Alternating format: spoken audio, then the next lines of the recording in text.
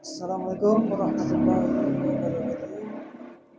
Alhamdulillah pada hari ini kita bisa melanjutkan kuliah untuk mata kuliah toksikologi klinik. Oke, kita langsung saja.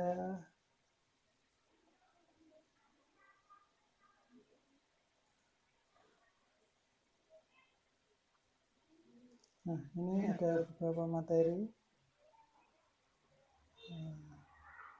Keseluruhan nanti ada 19 topik. Jadi ini sesuai dengan kurikulum dari teknologi laboratorium medis untuk strata D4.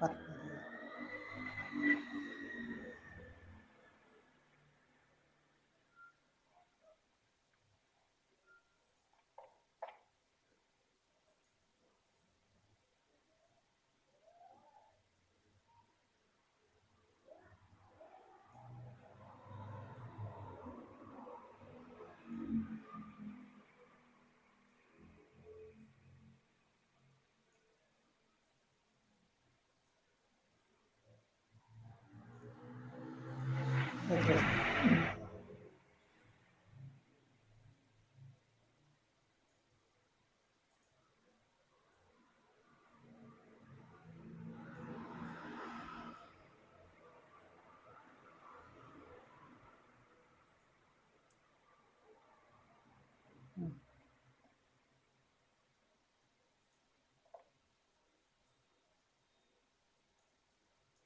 Jadi untuk toksikologi ini sebenarnya merupakan ilmu yang mengkaji tentang dampak yang merugikan dari zat-zat kimia atau fisik pada makhluk hidup. Jadi bisa pada manusia, hewan, bahkan juga tumbuhan.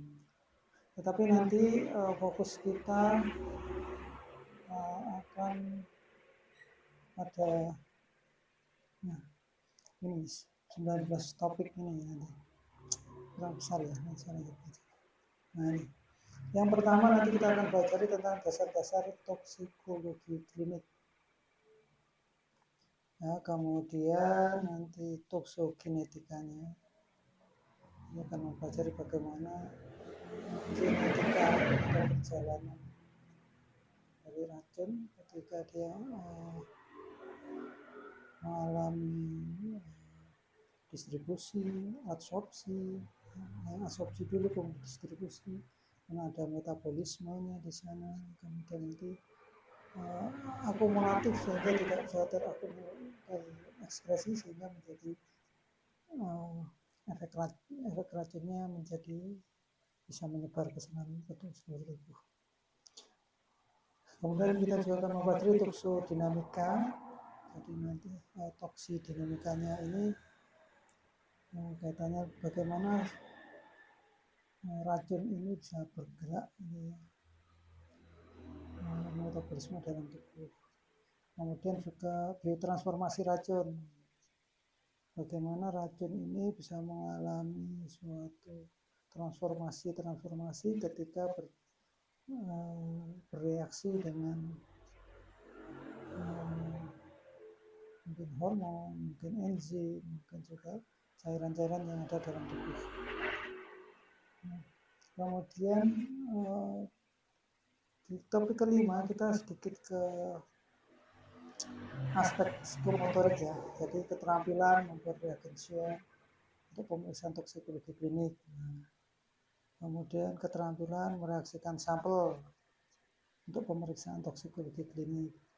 Kemudian mengidentifikasi faktor-faktor yang mempengaruhi hasil pemeriksaan hasil toksikologi klinik. Kemudian teknik pengambilan dan preparasi sampel toksikologi klinik. Jadi yang ke-8 ini sebenarnya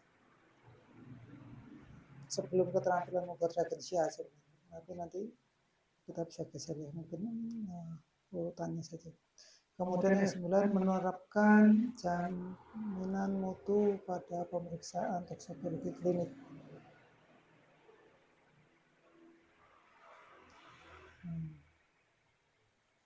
Selanjutnya yang ke-10 melakukan verifikasi dan validasi hasil pemeriksaan toksikologi klinik.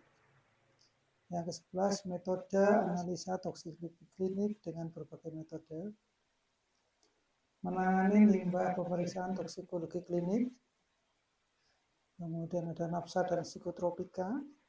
Kemudian pemeriksaannya.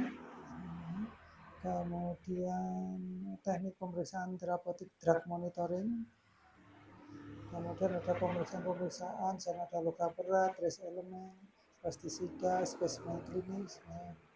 Kemudian ada gas CO, karbon monoksida, kemudian juga ada cyanida. Mungkin juga ada TTX misalkan, ya nanti kita akan kembangkan. Dan yang terakhir nanti metode analisis untuk nafsa dan psikotropika. Jadi 19 item ini merupakan capaian pembelajaran yang ingin kita sebagai tujuan akhir, sebagai goalnya mata kuliah ini. Kemudian sebenarnya dalam ilmu toksikologi ini, seorang ahli toksikologi itu dilatih untuk memeriksa dan menjelaskan sifat dari efek-efek racun. Ya. Jadi bagaimana nanti dia berefek terhadap kesehatan, ya, baik pada manusia, hewan, lingkungan. Kemudian riset toksikologi itu menguji mekanisme aksi seluler, biokimianya, dan molekuler, ya, serta efek fungsional seperti gangguan saraf dan imunologi. Kemudian juga menilai kemungkinan terjadinya efek-efek yang ditimbulkan. Ya, efek-efek tersebut itu bagaimana gejalanya. Hal yang mendasar dalam proses ini adalah mengkarakterisasi keterkaitan antara paparan atau dosis dengan responnya. Penilaian risiko adalah taksiran kuantitatif dari efek yang berpotensi mempengaruhi kesehatan manusia dan pengaruh terhadap lingkungan dari berbagai jenis paparan bahan kimia. Nah, misalnya tadi ada residu pestisida dalam makanan, kontaminan dalam air minum. Nah, beragamnya potensi dampak buruk dan keragaman zat kimia di lingkungan menjadikan toksikologi ini merupakan suatu pengetahuan yang harus digali secara khusus dan detail, yang seringkali menuntut spesialisasi dalam satu bidang toksikologi. Ketergantungan masyarakat kita terhadap bahan kimia dan kebutuhan untuk menilai potensi bahaya telah membuat ahli toksikologi itu menjadi bagian yang sangat penting dalam proses pengambilan keputusan. Karena nanti di pengelompokan dari toksikologi itu banyak sekali ya, sebelum dia menjadi disiplin ilmu tersendiri. Sebenarnya pengembangannya ada di toksikologi klinik, toksikologi lingkungan, toksikologi industri. Yang mungkin akhir-akhir ini paling banyak itu toksikologi forensik. Ya.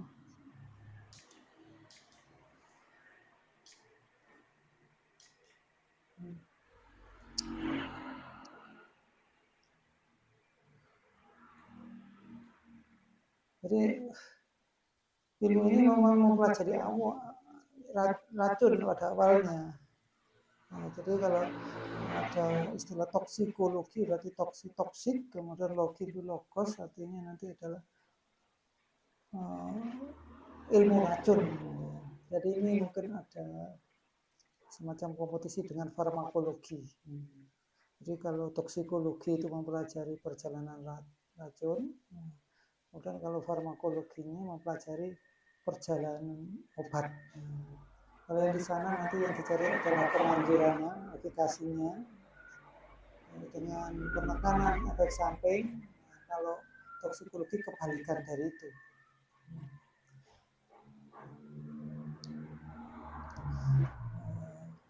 Ini juga yang penting nanti mempelajari efek bahayanya. Jadi seperti yang tadi di sini udah ada, jadi menilai kemungkinan terjadinya efek-efek yang di belakangnya setelah proses keracunan. Nanti efeknya ya manusia, hewan, lingkungan ya. Dan nanti penilaiannya ini secara kuantitatif tentang organ-organ tubuh yang sering terpapar serta efek yang ditimbulkannya itu. Jadi bukan sekadar kualitatif gitu ya.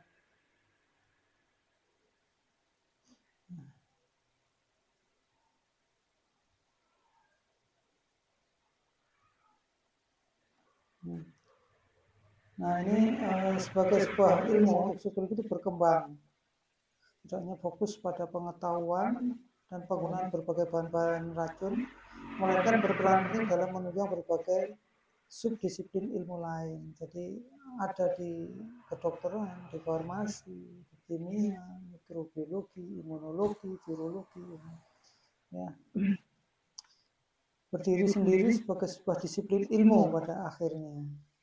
Jadi seperti yang saya singgung tadi bahwa ada kemiripan dengan farmakologi gitu ya. Jadi kalau farmakologi itu ada hubungannya dosis dan respon.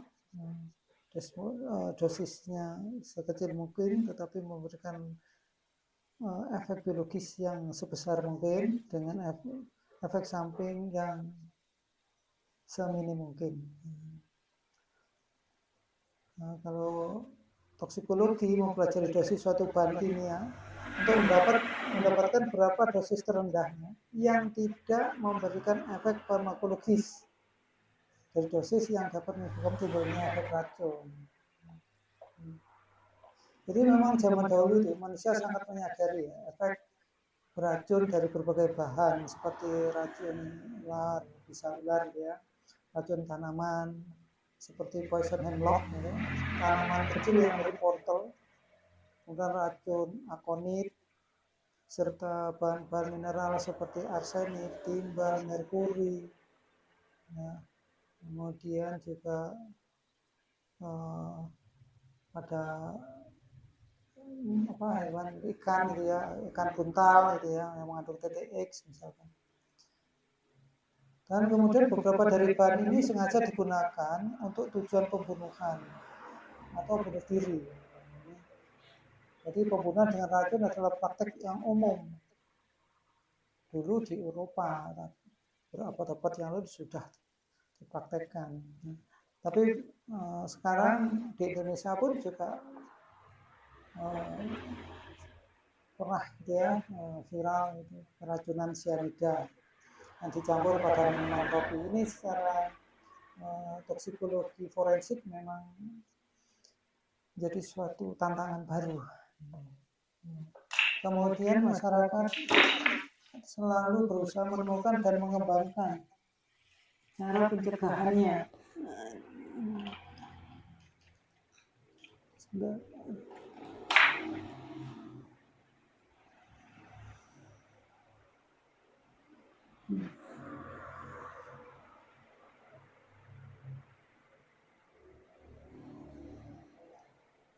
Jadi bagaimana cara mencegahnya dan penawar racunnya itu apa? Namun evolusi yang lebih kritis terhadap upaya ini baru dimulai oleh Maimonides. Jadi itu sekitar tahun 1135, jadi masa hidupnya sampai 1204. Dengan menulis buku terkenal ya, Racun dan Antidotumnya. Itu diterbitkan pada tahun 1198.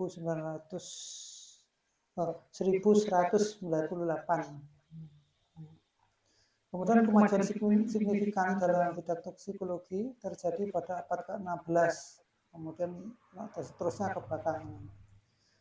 Paracelsus itu menyatakan bahwa tidak ada zat yang bersifat racun secara inheren. Sebenarnya dosislah yang membuat suatu zat itu menjadi racun. Dan dosis yang tepat membedakan suatu racun dari obatnya. Pernyataan ini ya menjadi dasar bagi konsep hubungan dosis dan respon dan indeks terapeutiknya. Jadi sebenarnya kalau kita memahami konsep ini, bahwa segala sesuatu itu jika kita konsumsi atau kita gunakan tidak sesuai dengan kadar takarannya, ya, konsentrasinya yang memang dibutuhkan tubuh, semuanya akan menjadi racun. Jangankan racun itu sendiri dengan kadar atau konsentrasi rendah gitu ya, makanan saja, minuman saja, kalau kita mengkonsumsinya berlebihan, ya bisa jadi racun. Ya. Obat, ya kalau dosisnya tidak tepat, bisa bekerja memberikan efek toksik. Ya, jadi ini yang harus kita pegang sebagai konsep toksikologi. Jadi perkembangan ilmu toksikologi itu bukan suatu hal yang baru sebenarnya. Nah, kita coba ini ya, kita mengkaji secara teoritis dulu. Karena nanti perkembangannya kita akan fokus pada toksikologi klinik sebenarnya. Kemudian ada juga konsep ini ya dalam suatu buku yang ditulis oleh Bergshot tahun 1533 sampai 1534 waktu itu. Dia menggambarkan kondisi klinis keracunan kronis akibat arsenik dan merkuri serta penyakit yang diderita oleh para penambang. Jadi sebenarnya ini menjadi awal mula toksikologi, terutama di toksikologi industri. Dan semakin ke sini, semakin berkembang menjadi semua disiplin ilmu tersendiri yang pada akhirnya nanti akan berkombinasi dengan berbagai disiplin yang lain, kedokteran, kimia, imunologi, serologi.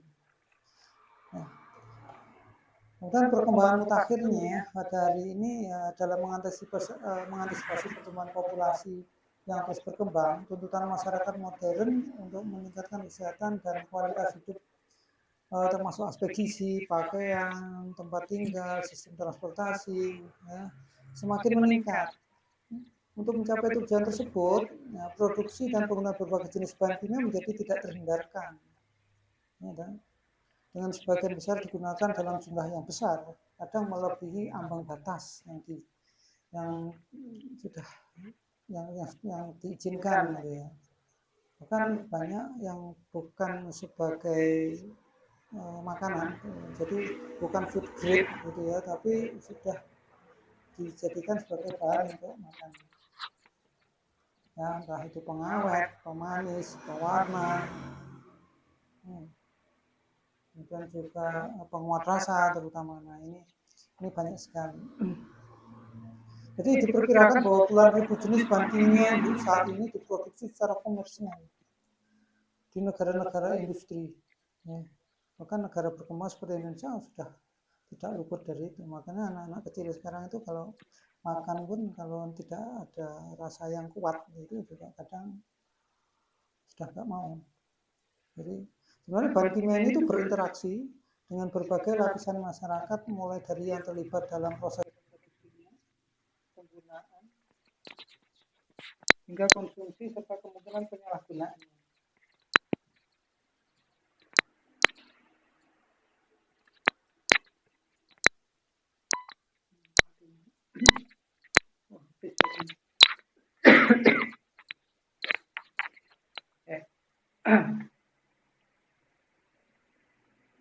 Tidak hanya itu, jadi paparan terhadap bahan kimia yang dapat terjadi secara berkelanjutan melalui berbagai media lingkungan dengan dampak yang mungkin terjadi secara bertahap dalam upaya menggambarkan dampak yang serius dari paparan bahan beracun ini. Berbagai contoh keracunan akut dan kronis telah diidentifikasi sebenarnya.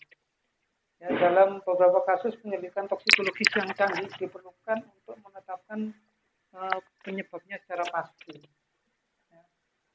Dan mungkin hari ini sudah banyak berkembang, gitu ya, akan keracunan makanan, ya, sudah menjadi satu hal yang hampir berita yang sehari-hari. Jadi dalam beberapa kasus kejadian-kejadian dan peristiwa tragis keracunan masif lainnya ini telah menghasilkan program pengujian yang lebih intensif. Tapi justru ini artinya apa? Dengan berbagai jenis kasus itu akhirnya banyak pengujian yang lebih intensif. ya, sehingga bisa mengungkapkan beragamnya sifat dan pesanan efek toksik. Ini pada gilirannya menuntut lebih banyak penelitian ya, pada hewan, lebih banyak indikator toksisitasnya dan lain-lain. Oleh karena itu diperlukan upaya untuk menyederhanakan penilaian ya, toksikologis terhadap beragam bahan kimia yang prosedur ujiannya semakin kompleks. Untuk memenuhi tantangan ini, sejumlah kriteria telah diusulkan diusulkan dan diimplementasikan ya, untuk memprioritaskan bahan kimia yang akan diuji. Itu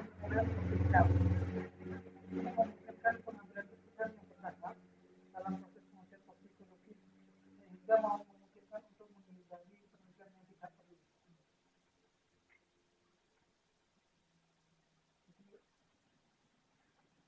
Nah, pendekatan ini memiliki kegunaan signifikan terutama dalam pengujian karsinogenitas, ya, mutagenisitas, kemudian imunotoksisitas.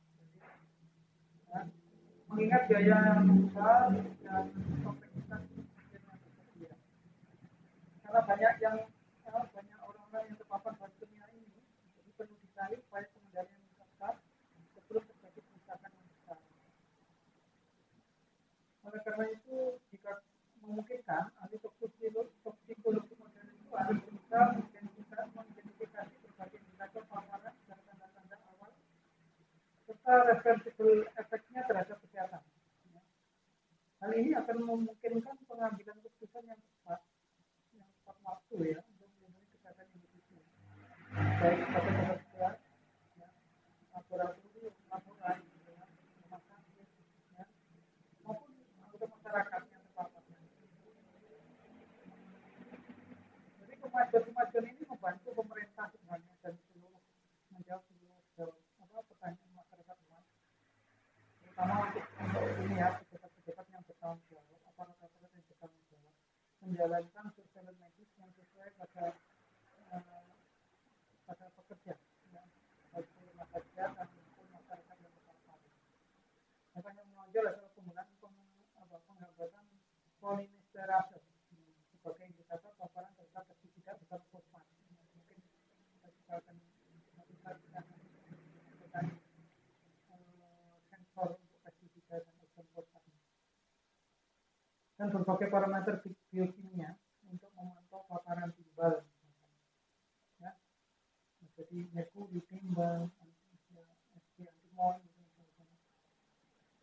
Kemudian penanda biologis itu digunakan untuk mengukur paparan terhadap toksikan atau dampaknya serta untuk mengidentifikasi kelompok masyarakat yang rentan. Kemajuan dalam penelitian biokimia dan toksikokinetik bersama dengan perkembangan dalam toksikologi genetik misalkan ya imunotoksikologi ya, kemudian penelitian morfologis pada tingkat-tingkat sel gitu, dan penelitian biokimia pada tingkat molekuler ini berkontribusi pada pemahaman yang lebih baik tentang sifat, lokasi ya, dan mekanisme kerja berbagai toksikan.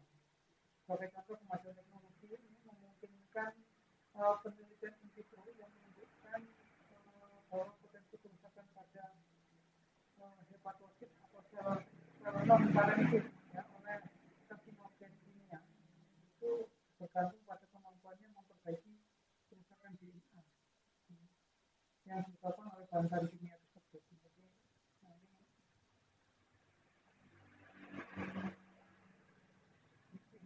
mudah-mudahan sangat menarik nanti ya.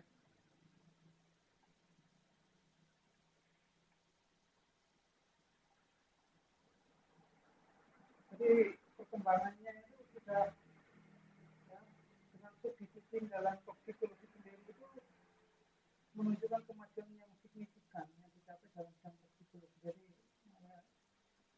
hari ini kita memang sengaja mengeksplorasi ya secara teori tersebut.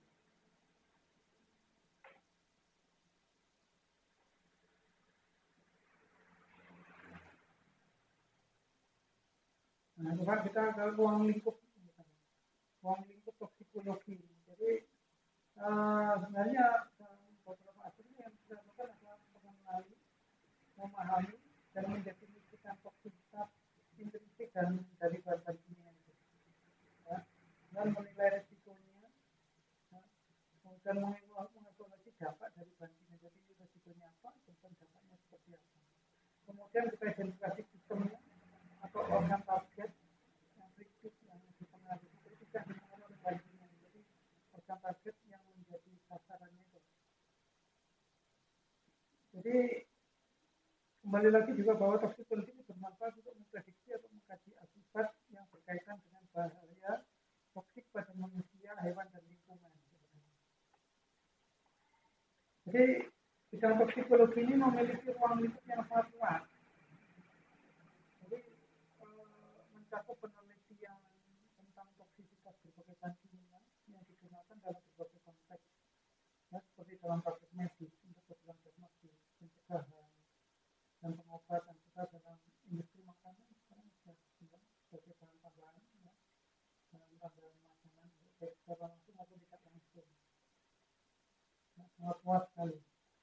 Toksikologi ini juga mempertimbangkan penggunaan bahan kimia dalam sektor pertanian, ya, seperti pestisida, pengatur pertumbuhan, penyebut buatan, kemudian tambahan pakan hewan. Kita ini mempelajari penggunaan bahan kimia dalam industri, yang molekular, komponen, ya, kemudian bahan antara untuk berbagai produk termasuk plastik, ya, dan komponen lainnya. Dan kalau kita sadari sebenarnya ya, semuanya adalah bahan kimia. Dengan berbahaya beracun atau tidak, atau dibutuhkan oleh tubuh atau tidak. Ya, jadi dengan ruang lingkup yang begitu luas ini, toksikologi itu menjadi berbagai subdisiplin, ya, untuk mengatasi berbagai aspek yang berbeda. Misalnya seorang mungkin secara sengaja atau tak sengaja, ya, keracunan. Jadi pada sejumlah besar toksikan dan mengalami keracunan hebat ini. Kalau identitas toksikan ini tidak dikenal, artinya racunnya itu apa? Nanti kita coba kupas juga beberapa istilah-istilah yang ada toksikan, ya, ada target, dan sebagainya. Nanti kita akan bahas gitu ya.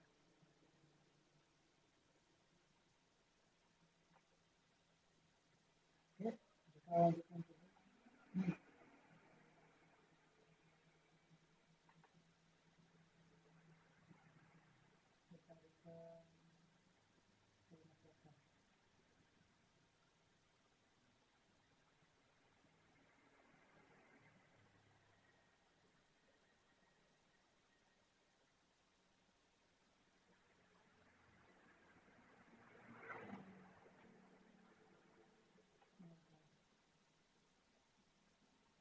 Nanti beberapa referensi ya.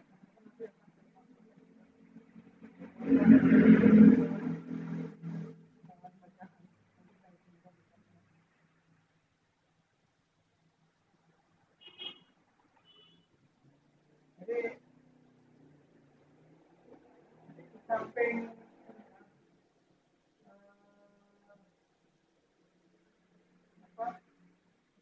toksikannya sendiri, tapi kita juga akan mempelajari bagaimana organ targetnya, ya, organ sistemnya, ya.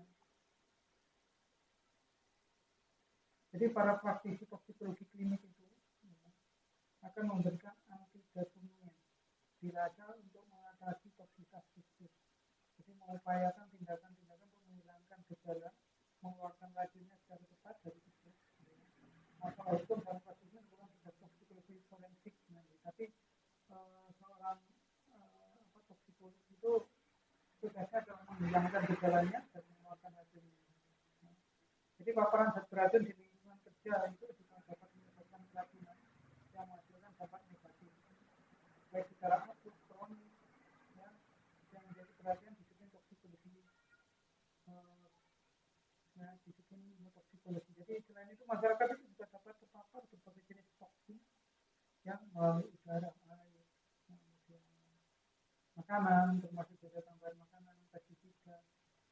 polutan yang lainnya. Jadi meskipun paparan ini seringkali tidak langsung berbahaya secara akut gitu ya, tidak langsung karena kemudian kita sedikit jalan ini misalkan ada kita pembakaran gitu ya, atau mengambil timbal, kita mungkin secara kumulatif menaun itu baru nanti akan terlihat gejalanya. Jadi yang yang tidak secara langsung ini dan tidak berbahaya secara akut, namun dapat menyebabkan dampak negatif jangka panjang ini yang mungkin harus diwaspadai. Jadi misalkan sumber transportasi ya, dari degradasi, bioakumulasi lingkungan tadi, misalkan juga dampaknya pada langsung menjadi bagian toksikologi lingkungan. Jadi nanti ada toksikologi klinik, forensik, lingkungan, ya mungkin ada toksikologi industri. Nanti kita kapan-kapan juga akan bahas dulu. Ini kita coba membahas tentang lingkungan. Jadi dalam upaya melindungi masyarakat dari paparan zat beracun dilakukan melalui pengaturan hukum yang mengatur atau melarang. Karena memang aturan itu kan fungsinya mengatur, sifatnya memastikan. Makanya kita harus harus ikuti karena memang agar teratur. Jadi pengaturan hukum itu yang mengatur dan melarang penggunaan zat kimia yang sangat beracun. Kita menetapkan jadi persyaratan untuk penggunaan zat kimia lainnya yang menjadi ranah toksikologi hukum. Jadi untuk mengembangkan regulasi yang efektif ini, pemahaman yang mendalam tentang efek toksik kan sangat penting. Kalau nggak tahu gimana mau mengembangkan regulasi ini ya. Profil efek ini hanya dapat disusun. Jadi bagaimana si efek toksik dan toksikan ini bekerja, mekanismenya seperti apa. Ini hanya dapat disusun melalui berbagai penelitian toksikologi yang relevan tentunya, yang menjadi dasar bagi pembentukan peraturan dan standar dalam toksikologi hukum. Jadi aspek mendasar dari penelitian semacam ini dikenal dalam sebagai toksikologi konvensional. Ya. Selain itu pengetahuan tentang mekanisme kerja, mekanisme kerja zat beracun ini juga dipelajari dalam toksikologi mekanistik. Ya. Jadi memperkuat evaluasi toksikologi dan memberikan landasan bagi studi toksikologi lainnya.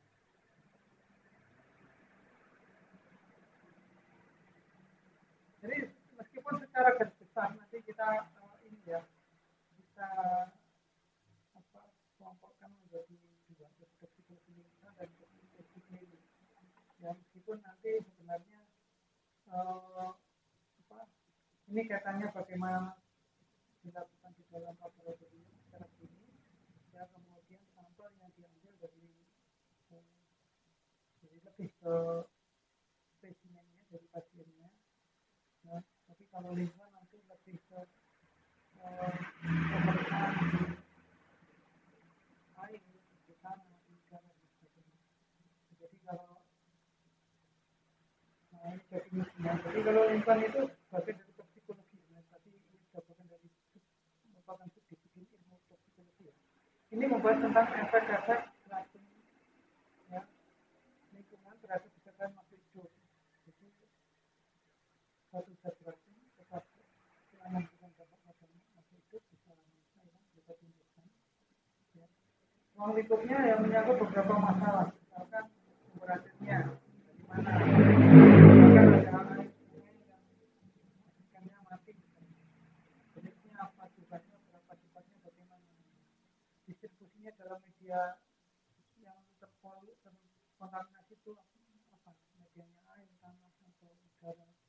Kemudian efek toksisitasnya terhadap flora, tumbuhan, hewan, bahkan manusia. Ya. Kemudian ini lagi toksikologi lingkungan ini juga sebenarnya kita terbagi lagi, ada kesehatan lingkungan, ada ekotoksikologi.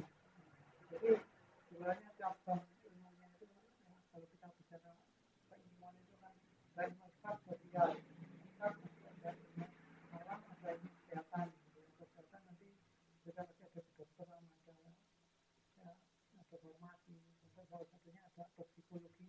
Toksikologi nanti dipecah lagi menjadi lingkungan, klinik, industri, forensik. Ya. Kemudian yang lingkungan dipecah lagi menjadi ada toksikologi kesehatan lingkungan, kemudian ada ekotoksikologi, kapan-kapan saya buatkan eh, temanya. Toksikologi klinik ini merupakan kalau klinik ya, ini salah satu cabang toksikologi mempelajari aspek keracunan akut, gitu ya, disengaja atau tidak sengaja, secara kronik, yang ada dalam tubuh manusia.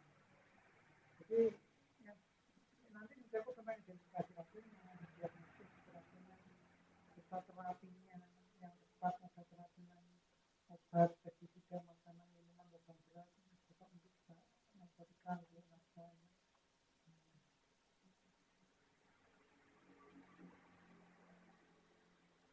Jadi untuk masa depan sebenarnya terobosan dalam ilmu dan dalam IPTES gitu ya, termasuk pengembangan obat-obatan baru untuk penyakit yang belum terobati saat ini menjadi penting. Ya, namun perkiraan menunjukkan bahwa jika misalkan minyak bumi menjadi sumber utama kebutuhan kita, maka semakin langka 20-30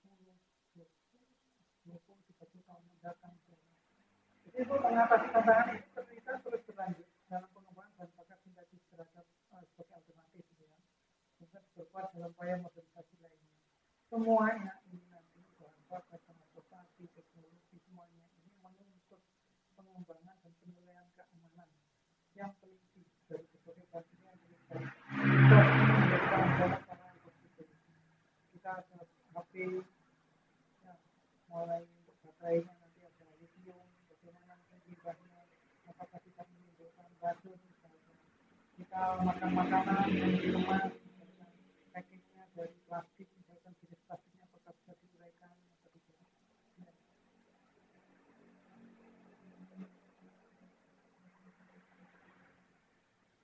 Jadi karena meningkatnya kebutuhan untuk uji toksikologi, kemudian sementara fasilitas dan tenaga ahli yang memadai itu terbatas, maka data toksisitas yang dihasilkan di mana saja sebaiknya dapat diterima secara internasional. Jadi bagi teman-teman yang ingin melakukan penelitian menggunakan aspek toksikologi ini sebenarnya sangat luas sekali. Ya. Oke, mungkin sebagai garis besarnya bahwa para ahli toksikologi itu perlu terus menyempurnakan prosedur uji. Jadi untuk mengurangi kemungkinan hasil positif dan negatif palsu. Ya. Nah, jadi kalau obat itu kan memang untuk menghasilkan efikasi yang tinggi atau sampai rendahnya ini kebalikannya masalahnya. Sehingga jangan sampai nanti karena ini adalah kaitannya dengan racun yang berkaitan dengan sampai akhirnya mendapatkan hasil yang positif, jadi pada racunnya hasilnya negatif tapi menjadi palsu. Kemudian juga harus dilanjutkan untuk memperdalam pemahaman tentang pentingnya efek toksik sebenarnya. Karena mungkin bukan hanya jangka waktu itu tapi jangka panjang. Jadi agar apa? Agar penilaian keamanan dan risiko berbagai toksikan dapat dilakukan dengan hasil yang lebih akurat. Jadi jangan sampai kita tidak mengenal juga efeknya saja kita. Nah sekarang kita ke tipe-tipe substansi toksik, agen-agen toksik. Jadi ada substansi toksik, ada agen toksik, ada toksikan gitu ya. Jadi ada dua ini sebenarnya, ada substansi toksik dan agen toksik. Jadi kalau substansi toksik itu merupakan zat atau bahan kimia yang memiliki potensi penyebab efek berbahaya pada organisme. Jadi zat kimia yang memiliki potensi penyebab efek berbahaya. Ya. Ketika terpapar dalam jumlah atau dosis yang cukup. Sumber substansi ini ya, dapat berasal dari ini ya, dari industri atau pertanian, rumah tangga sendiri, lingkungan, alam, itu juga. Efek dari paparan substansi toksik dapat menyebabkan keracunan akut atau keracunan yang bersifat kronis, seperti gangguan kesehatan kronis, kerusakan organ tubuh, gitu ya, dan mungkin bahkan kematian. Agen toksik itu merupakan suatu zat yang bersifat toksik. Nah, jadi ada substansi toksik, ada agen toksiknya. Jadi kalau agen toksik itu suatu zat yang bersifat toksik, jadi sifat aslinya adalah zat yang beracun yang dapat menyebabkan keracunan atau efek berbahaya pada organisme itu ketika terpapar dalam jumlah yang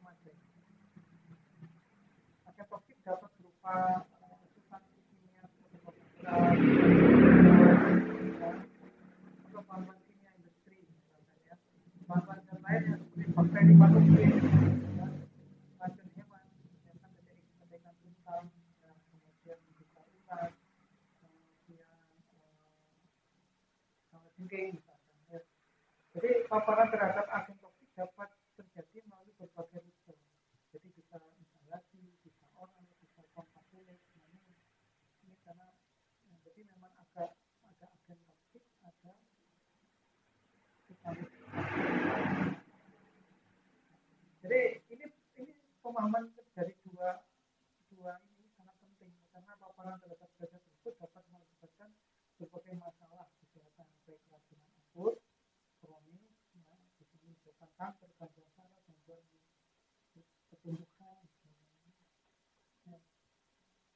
Kemudian kita coba ke substansi toksik tipe-tipenya sekarang. Ya.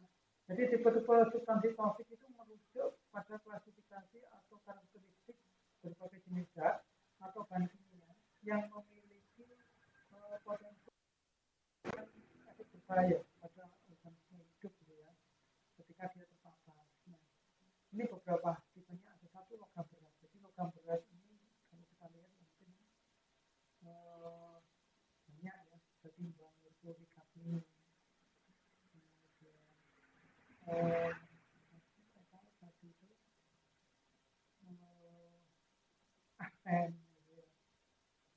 Jadi substansi toksik ini terdiri dari unsur logam berat yang memiliki berat jenis, logam berat yang memiliki berat jenis tinggi dan cenderung bersifat resisten dalam lingkungan. Ya. Jadi logam berat itu dapat menumpuk atau terakumulasi dalam tubuh efek dari paparan logam berat dapat menyebabkan kerusakan organ seperti ginjal, gangguan neurologis, kemudian bahkan kanker, gitu ya. Jadi memang bahaya. Kemudian ada pestisida. Jadi kalau ini merupakan bahan kimia yang digunakan untuk mengendalikan hama, gulma, kemudian penyakit tanaman, gitu ya, di pertanian. Jadi bisa bersifat organik maupun anorganik, gitu ya, dan memiliki berbagai struktur kimia. Jadi pestisida digunakan secara luas dalam pertanian, dalam perkebunan, pengendalian faktor penyakit.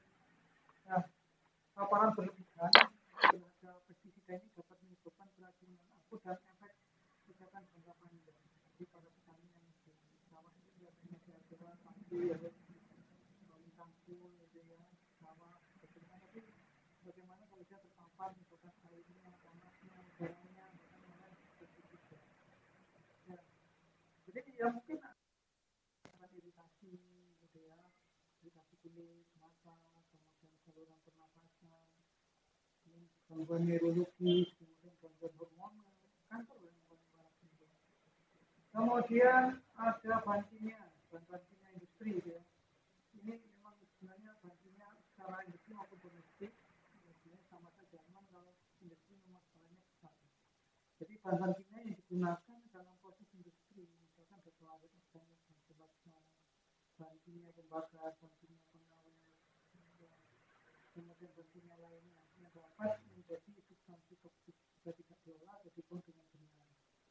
Ya, sebenarnya bukan hanya industri makanan atau proses barang, jadi jasa pun juga sama seperti rumah sakit.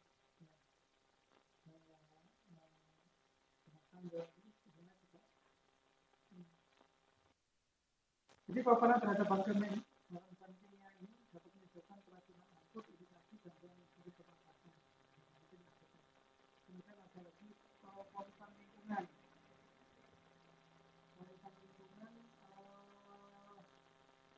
Jadi ada udara, air, tanah. Jadi pencemaran udara, air, tanah itu misalkan juga